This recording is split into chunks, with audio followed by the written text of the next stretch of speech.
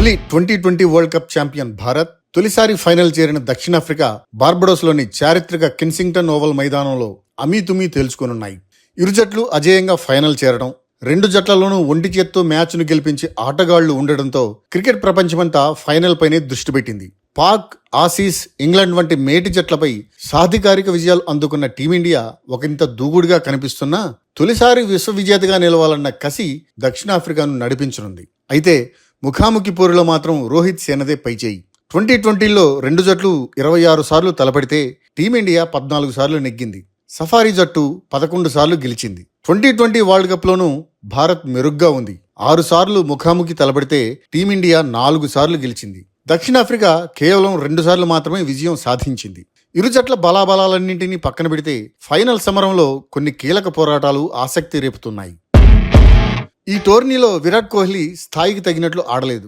7 మ్యాచ్ల్లో కేవలం 75 పరుగులు మాత్రమే చేశాడు. బంగ్లాపై చేసిన 37 పరుగులే అత్యధిక స్కోరు. వరల్డ్ కప్ ఫైనల్ వంటి కీలక సమరాల్లో రాణించగలిగే సత్తా కోహ్లీకుంది. కెప్టెన్ రోహిత్ సైతం విరాట్ పైనే నమ్మకముంచాడు.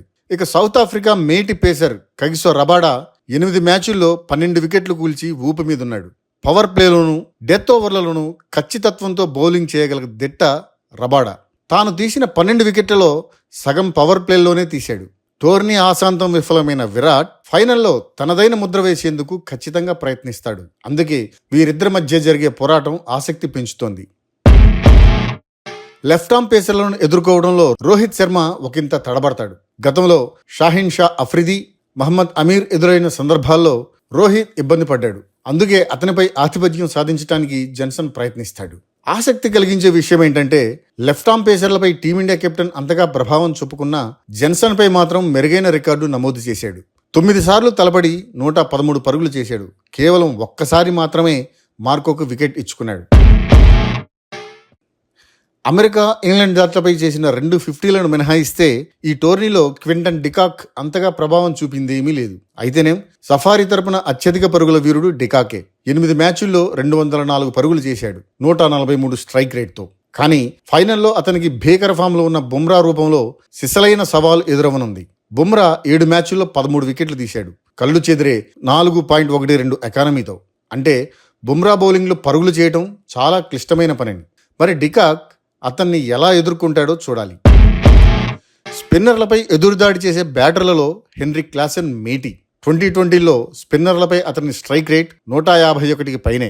మిడిల్ ఆర్డర్లో వచ్చే విధ్వంసక ఆటగాడు ఈ వరల్డ్ కప్లో 8 మ్యాచ్ల్లో 138 పరుగులు మాత్రమే చేశాడు. ఇక అక్షర్ కుల్దీప్ ద్వయం సెమీస్లో ఇంగ్లాండ్ పతనాన్ని శాసించింది. మిడిల్ ఓవర్లలో చక్కని వేరియేషన్స్ చూపే ఈ ఇద్దరిని క్లాసెన్ ఎలా ఎదుర్కొంటాడనేది మ్యాచ్ ఫలితాన్ని నిర్ణయించే అంశం కాబోతోంది. విరాట్ ఓపెనర్గా కొనసాగుతుండటంతో 3వ నెంబర్ బ్యాటర్గా తన స్థానాన్ని సుస్థిరం చేసుకునే యత్నాల్లో ఉన్నాడు కీపర్ బ్యాటర్ రిషబ్ పంత్. 7 మ్యాచ్ల్లో 171 పరుగులు చేసిన పంత్ స్ట్రైక్ రేట్ 129. ఈ గణాంకాలేవి 26 ఏళ్ల రిషబ్ పంత్ ప్రతిభకు కొలమానం కానే కావు. ప్రత్యేకించి స్పిన్నర్లను తన అసాధారణ రివర్స్ స్వీప్, సంప్రదాయ విరుద్ధమైన షాట్లతో వణికిస్తాడు, కంగారు పెట్టిస్తాడు. నిజానికి పంత్ ఈ వరల్డ్ కప్లో 3 సార్లు రివర్స్ స్వీప్ ఆడే వికెట్ పారేసుకున్నాడు. తొలి 10 ఓవర్లలోపే కేశవ్ మహారాజ్ బౌలింగ్కు వచ్చే అవకాశం ఉంది కాబట్టి అతన్ని అలాగే దండించాలని చూస్తాడు పంత్. మహారాజ్ 7 మ్యాచ్ల్లో 9 వికెట్లు తీశాడు. వీరిద్దరి మధ్య పోరు మ్యాచ్ను ఏ వైపు మలుపు తిప్పుతుందనేది ఆసక్తికరమే.